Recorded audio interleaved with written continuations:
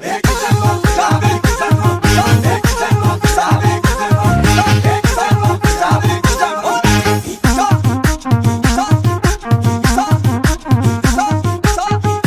just love those cultural dancing. Those ladies is amazing.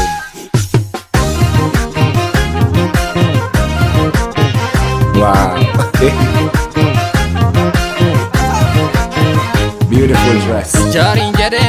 Wow, one reaction world. I am back with another reaction video. In today's video, I'm gonna react to Ammarraa, Nugusu, Wakkaattuu. Guys, I know I butchered that name, guys, but this is the new Ethiopian music 2022. Are you ready for this, guys? Before we dive over into the video, if you're new to the channel, it's Wagwan reaction from out of the beautiful island of Kingston, Jamaica.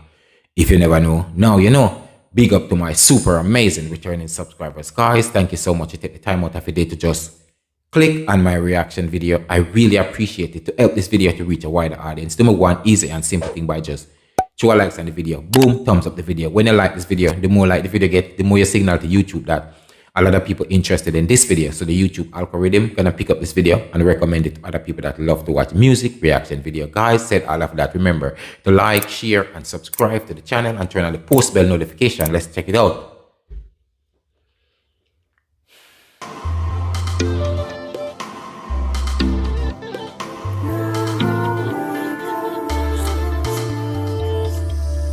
Let's go.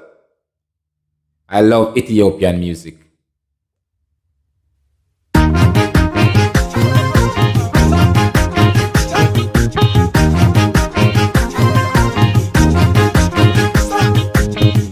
Those cultural dancing, absolutely amazing. I love it.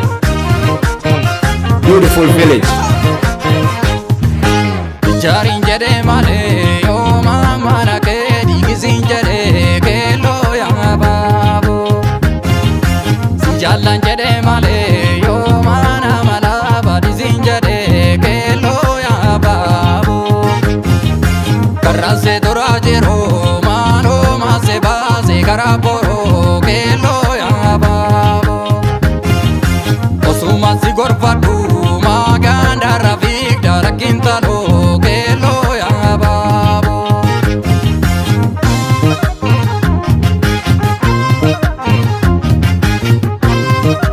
Wow, look at those goats.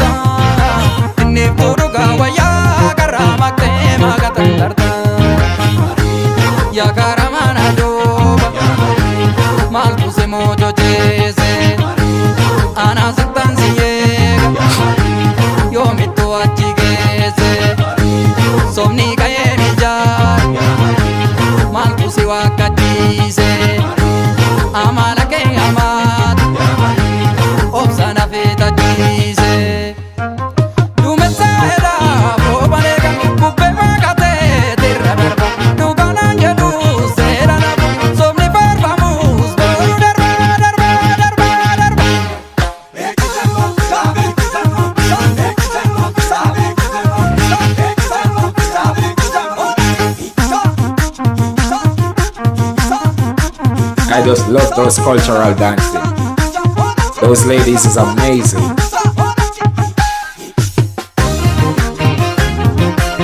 Wow. Beautiful dress.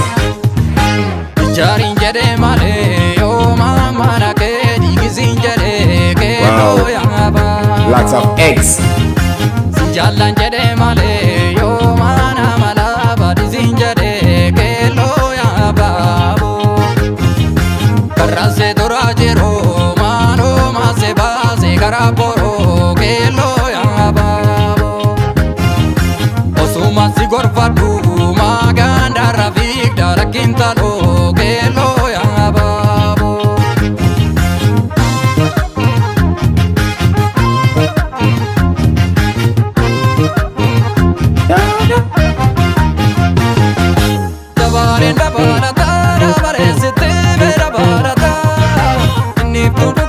Look like are selling those chicken.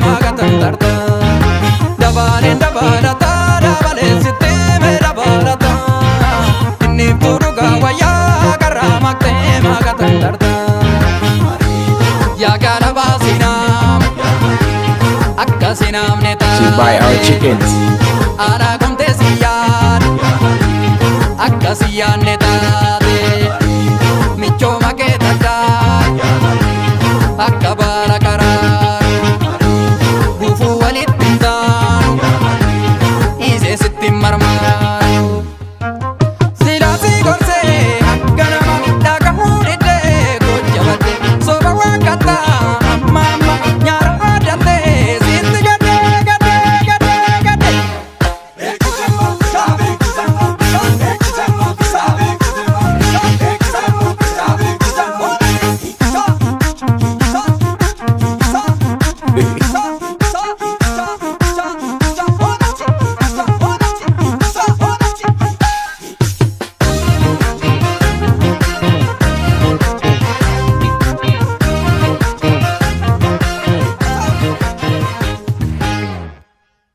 Wow, this Ethiopian music video is so fun to watch, especially when those amazing brothers and sisters doing their cultural dancing. Absolutely amazing. Guys, if you know anything about this music video, share it with us down in the comment section and let us know what you know. And as always, guys, thank you so much for watching. Stay safe, stay blessed. Peace out. Catch you on the next one.